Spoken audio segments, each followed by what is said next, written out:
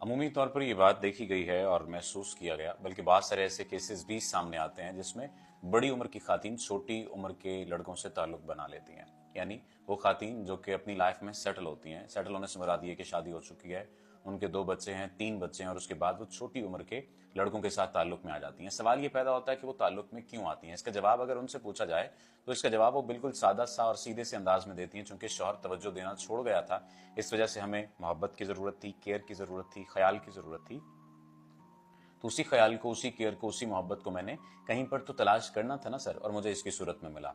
लेकिन फिर होता क्या है, प्यार, मोहब्बत, वफा और ख्याल हस्बैंड से भी नहीं मिल पा रहा होता।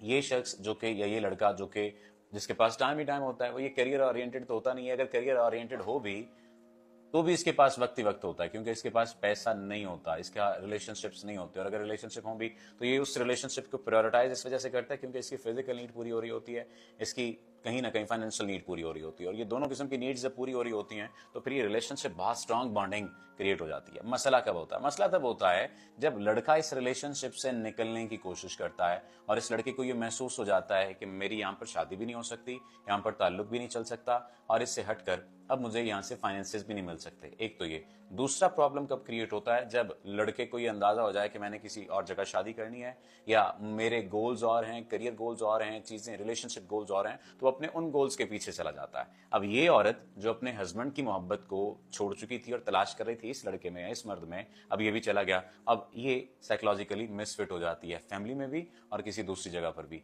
और फिर ये रिवेंज पोजीशन पर आ जाती है। रिवेंज पोजीशन क्या होती है? वो ये होती है कि वो ये चाहती है कि इस लड़के की कहीं शादी ना हो, या इस लड़के की किसी के साथ बातचीत ना हो। अब ये लड़का जरूरतमंद, जब इसे जरूरत होती थी तो मेरे पास आता था, पैसे चाहिए होते थे मेरे पास आता था, जश्न चाहिए होते थे मेरे पास आता था। इसने मेरे साथ बड़ी ज्यादती की है। औरत को ये लगने लग जाता है कि इसने मेरे साथ बड़ी ज्यादती की है, इसने मेरे साथ बड़ा जुल्म किया है, और इस जुल्म का बदला मुझे लेना है।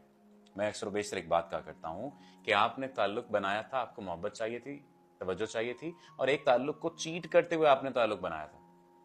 अपने भी तो रिलेशनशिप में आपने चीट किया था ना। आप अगर ये कहें कि हस्बैंड चीट करता था तो मैंने चीट किया, ये जस्टिफिकेशन नहीं हो सकती। अगर एक शख्स कत्ल कर रहा है या कोई बुरा काम कर रहा है तो उस बुरे काम को देखते हुए आप भी बुरा काम करने लग जाएंगे, ये जस्टिफिकेशन नहीं हो सकती। खैर, अब सवाल ये पैदा होता है कि इसका हल क्या है।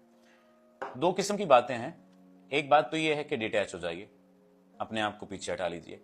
दूसरी किस्म के लोग जो अमूमी तौर पर ज्यादा होते हैं वो ये होते हैं कि वो कहते हैं कि हमें बदला चाहिए, ये शख्स हमसे माफी मांगे।